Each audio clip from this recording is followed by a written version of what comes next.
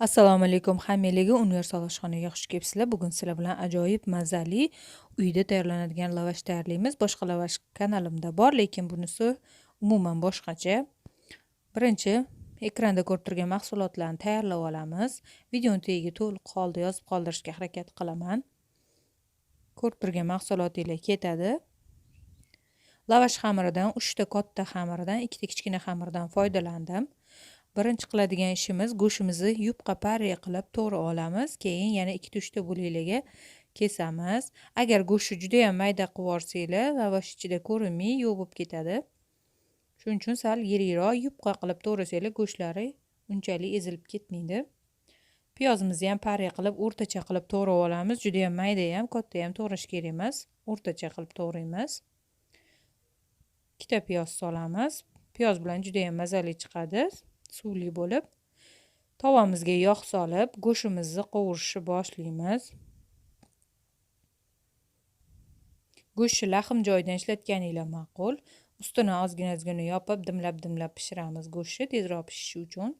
Ozgina men qalampir kukunidan soldim. Ketidan piyoz solamiz. Tuz solamiz. Tuz va qalampirni ham tabiiyligiga qarab solasizlar. Agar qalampir xohlamasanglar solmasligingiz mumkin, lekin ozgina achchiqroq bo'lsa juda ham mazali bo'ladi. Yarim stakan suv solib, pishgunicha dimlab qo'yamiz. Past olovda.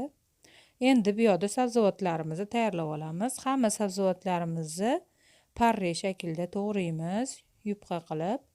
Men oq piyoz ishlatdim, yangi piyoz, juda ham mazali, shirin, achchiq emas, shuning uchun yuvmadim. Salat barglarini katta yirik qilib to'g'rab olamiz. Agar salat barg topa olmasanglar, oddiy yangi karomni baylardan mayda qilib to'g'rasanglar ham bo'ladi. Pomidorimizni ham parra qilib to'g'rab olamiz. O'rtasidan kesib tayyorlaymiz. Endi qatig'imizga tenga-teng mayonez solamiz. Ustidan qora murch, tuz solamiz. 4 ta chesnogimizni pressdan chiqarib solamiz yoki to'g'rab solishingiz ham mumkin. Yaxshilab aralashtiramiz, juda ham mazali sous hosil bo'ladi. Bu arada go'shtimiz pishgan, ozgina sovigan. Endi boyaga sousimizni lavash xamirimizga suramiz, qiyma qo'yadigan joyimizga. Birinchi salat barglarini terib olamiz. Endi go'shtimizni qo'yib chiqamiz. Go'sht juda ham qaynoq bo'lishi kerak emas, xamirni eritib yoradi. Iliqroq yoki sovuqroq bo'lishi kerak. Ustidan oq piyozimizni qo'yamiz. Pomidorlarimizni terib chiqamiz ustiga. Bodring. Hamma mahsulotlarimizni ketma-ketlikda teramiz. Ustidan ketchup quyib chiqamiz. Ketchupi juda ham ko'p, kam bo'lib ketmasin, bo'lsa uyib ketadi. Yaxshilab zich qilib o'rab olamiz. Birinchi lavashimiz tayyor, idishga qo'yib turamiz. Keyingilarni ham xuddi shunaqa qilib hammasiga masalliqlarni ketma-ketlikda solib tayyorlab olamiz. Agar sizlarda yangi piyoz bo'lmasa, oddiy piyozimizni to'g'ragandan keyin yaxshilab yuvib, achchig'ini chiqarib tashlab, keyin solishingiz mumkin. Bo'lmasa lavash achchiq bo'lib qoladi. Menda yangi piyoz bo'lgani uchun yuvmadim. Xuddi shu 5 ta lavashga 2 ta pomidor, 2 ta bodring ketdi. Sizlar yana oilalarning katta kichigiga qarab tayyorlayverasizlar. Hamma lavashlarimiz xuddi shunaqa qilib tugib oldik. Endi tovamizni ozgina o'simlik yog' bilan yog'lab olamiz. Qizib turgan tovamizga lavashlarimizni qo'yib, past olovda qizartirib olamiz. Ustini ham yana ozgina o'simlik yog' bilan yog'lab olamiz. Juda ham ko'p emas, nomiga ozginagina yetadi.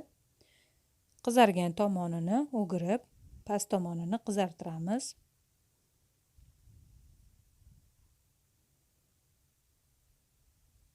Lavashlarimizni yonini ham qizartirib olamiz ozgina.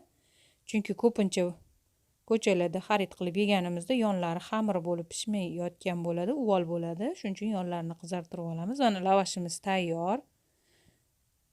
Juda ham mazali, uyda tayyorlaganinglar baribir ishonchli, foydali bo'ladi.